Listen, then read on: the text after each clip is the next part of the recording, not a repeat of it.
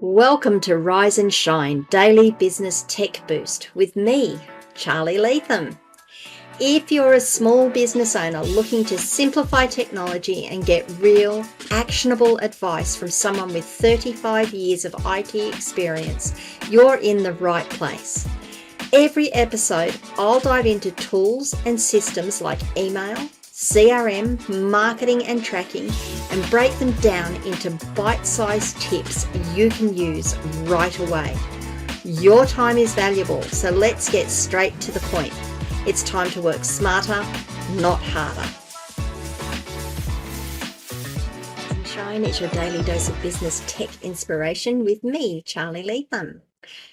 Topic number 352, we're going to talk about secure payment processing tools. We're going to talk about some of the things that you as a business owner need to be aware of and why it's important to choose the right tools, etc., etc., etc. Let's get started.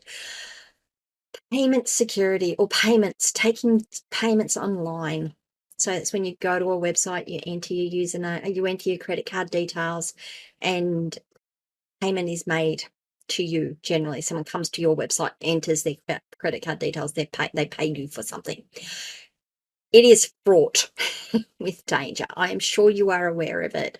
Not sure if you're aware how regulated the security around it is, and that's some of the things I want to talk about. I have had clients come to me and say, oh, that's okay. We'll just set up an email form and we'll have the person enter their credit card number into the email form and email it to us. And then we'll do things with it. No, you can't do that. That is not a good thing to do at all. There are the risks that you take when you take, or the risks that exist, and you are accepting some of these risks, but the risks that exist when taking payments, first of all, is making sure that you are secure so that the credit card details can't be stolen from you or from wherever they're being processed, that you are actually getting the right credit card details entered into your system so that you've got your own security around that. You're not taking fraudulent payments. That's been a problem with people just entering dud credit cards and getting stuff sent to them without the money transferring. And then on top of that, it's the ability for someone to get in and actually get the credit card details, the payment details, the personally identifiable information for those payments, and use them use them in general, just see them and use them. Some of the things we've seen around that in the industry over however long I've been doing this is data being saved in plain text in databases. The credit card numbers can be viewed. The CVVs are stored and viewed. The expiry date of the card can be viewed. You get into a database, go into the record, it's all there. You can see it all. That's slowly disappearing. Some people still, some of the older systems are still doing it, and they're getting beaten over the head about it. But that is disappearing now, thank goodness. The data, if it is being stored in databases, it is being encrypted. Thank goodness. If it is being stored at all, sometimes it's just, yes, we've had the details, we've processed it, we're deleting that information. We don't need to keep it. Your personally identifiable information being stored in the clear, not being encrypted, not being hidden behind encryption keys, like you can go into the database and read all the information. Those are the sorts of things that we've seen as we've gone through. I've spoken about people just having credit card details emailed to them and leaving those credit card details in email messages. So if your email gets hacked or someone gets into your email remotely and goes through, oh, look, there's this customer's credit card, we'll just go use it. You are on the hook for that, by the way, not your mail provider, you. If it turns out that if someone finds out that the breach came because you had that credit card information and you hadn't treated it properly, you are on the hook for it. So there's all these things as business owners we need to be aware of. There is a standard in the industry called the Payment Card Industry data security standard. Now, I am reading from my notes, so please bear with me because, again, this is stuff that I need to make sure that I don't mislead you on, and I want to make sure I give you good information. It's called PCI DSS, Payment Card Industry Data Security Standard. Anyone who takes credit card payments or payments online have to meet this standard across the board. Well, the Western speaking board anyway, the Western world. The PCI DSS reduces credit card fraud, I'm reading my notes here, by enhancing security management, policies, procedures, network architecture, software design, and other protective measures. So it's not just we've got to encrypt the data. It's not just you've got to have an SSL certificate. You've got to have payment processing behind an SSL certificate. It looks at the entire framework of taking a payment, from going to the website, entering the data on the website, how the data is stored, how it's transmitted across the network, and what security measures can be put in place in all of that infrastructure, and then down to people policies, how people can access that information once it's stored, how often it needs to be deleted. I haven't read the standard. I am just going from stuff that I know from my own experiences. The thing that I want you to take from this is, if you are going to be processing payments online, make sure that you are using a PCI DSS compliant payment processor. So a couple of things around that. Sometimes, I'm just going to rephrase that. When you set up your shopping cart or your payment processing, you will often use someone like Square or Stripe.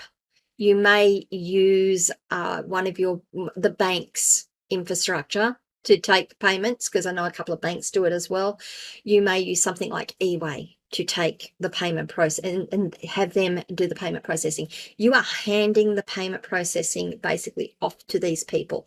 What you are putting on your website when you are using these processes is a form that they basically give you. Well, it's a form that people can enter the data into, and then that data is handed straight off to these guys. These guys handle all the PCI DSS compliance for you. Your requirement in that scenario is making sure that you're using an SSL certificate on your server, particularly on the processing page, the payment processing page, and that you aren't storing the payment data yourself on your server, on your system. So you're not taking a copy of it and saving it off. Some websites have their own integrations written for them, and they use the APIs from the banking institutions to take the payments and send the payments through.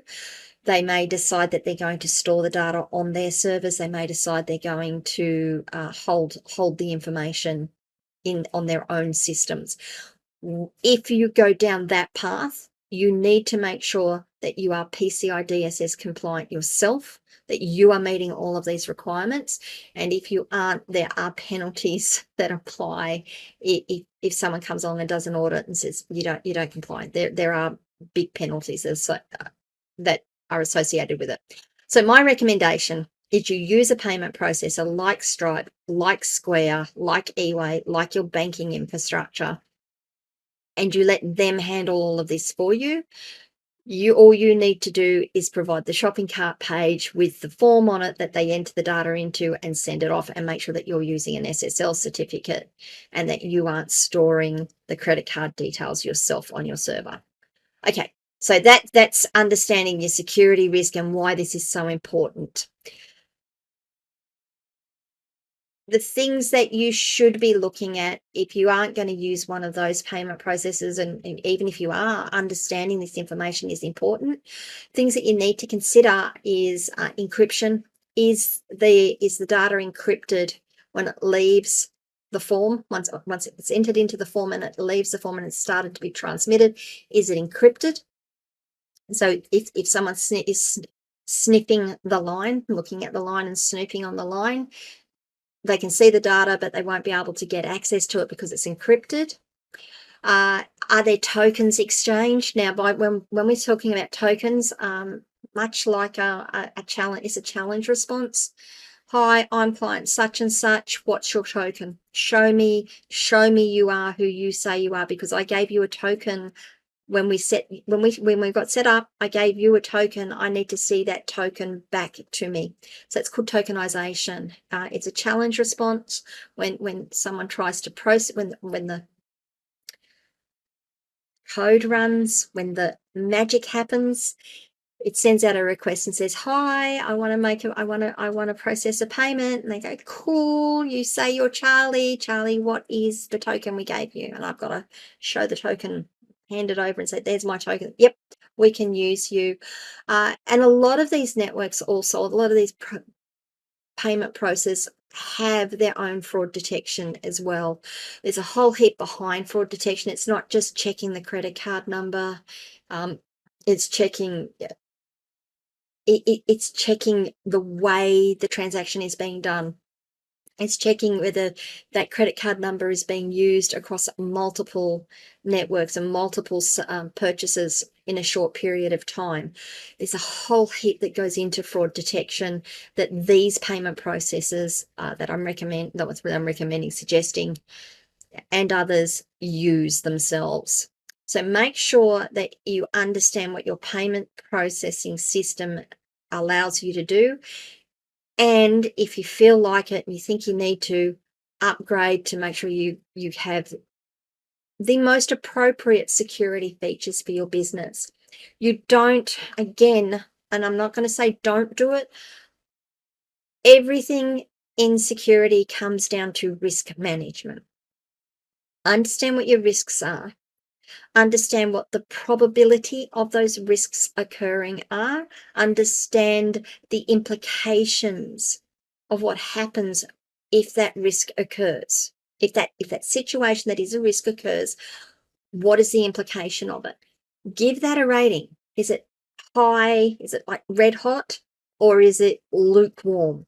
If it's lukewarm and it's a low possibility or low probability of it occurring, they're the sorts of things that you can probably go, maybe we don't need to worry about that one as much as this one up here that is really, really hot and has a low probability of occurring. Because if this occurs, all of this other stuff goes to pieces. Of course, if you've got something that's really hot and it's a high probability, you really need to be working against it. But you've got to set your security features. You've got to set your security at a level that manages your risk and mitigates your risk to a manageable level. The last thing that you need to be doing comes down to being the human aspect again, and that is to monitor the payment system.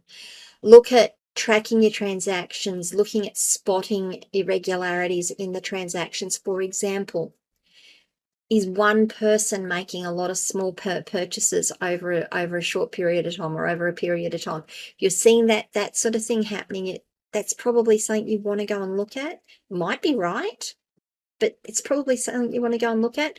But look at your transactions on a regular basis, do an assessment on them, and see whether you can see anything that looks irregular or looks strange, because that's going to save you as well. And with a lot of these systems, you can also set up alerts as part of the fraud systems, as part of the fraud detection systems, and even just normally, you can set up alerts for unusual payment activities, and that will then allow you to go and have a look at it. And finally, conduct a regular audit once a quarter. Pull down all of your transactions and just go through them and have a look and say, yeah, they look good. They look fine. Oh, that looks a bit strange. Now, the reason, it's not, and this isn't just because you don't want to take a fine and be in trouble because you're not meeting the standard that's out there. This is about fraudulent transactions cost your business money. Fraudulent transactions are the things that oh yeah, they've paid that. I'm going to send that piece of equipment out. Oh, that was a fraud transaction. You're out. You're out of pocket for what you've sent them. You're not going to get that back. Maybe you can get it insured, but you're not going to get that back. That's going to cost your business money. If there is a data breach and you've been and access to payment details is made available and credit cards are compromised, that's a cost to your business because you've got to report it. You've got to try and clean it up. You lose reputation and trust as a result of it. And if you haven't done the right thing and you get audited, you're going to get a fine. It's going to be real problems for your business. So making sure your payment processing is spot on, making sure you know what your risks are, making sure you know what is acceptable level of risk to your business, and using reputable suppliers and providers to manage all this with you is key. All right, guys, what do you think? How many of you have had people email you credit card details and they're sitting in your email and you're now going to run back and clean them as best you can and get them out of the system? Yeah, it happens. Again, that's the important thing, is making sure you say to people, don't email me your credit card details. If you need to, ring me. We'll work this out. Anyway, what do you guys think? Leave some comments wherever you are watching or listening to this video. You can send me a DM on any of our social media networks and I will respond to you slowly. I don't go on social media a lot. I try to keep my focus during the day so I can get work done, but I do like to talk to you guys, so I will respond on social media. I'll just be a bit slow. You can join me on my locals community, askcharlyleetham.locals.com. I'd love to have you join the conversation over there. Apart from that, if you could like this video, I would really appreciate that. Subscribe to the channel, ring the notification bell. And tomorrow we are going to be talking about data breaches and things you can do to protect yourself from data breaches. See you tomorrow, guys. Bye.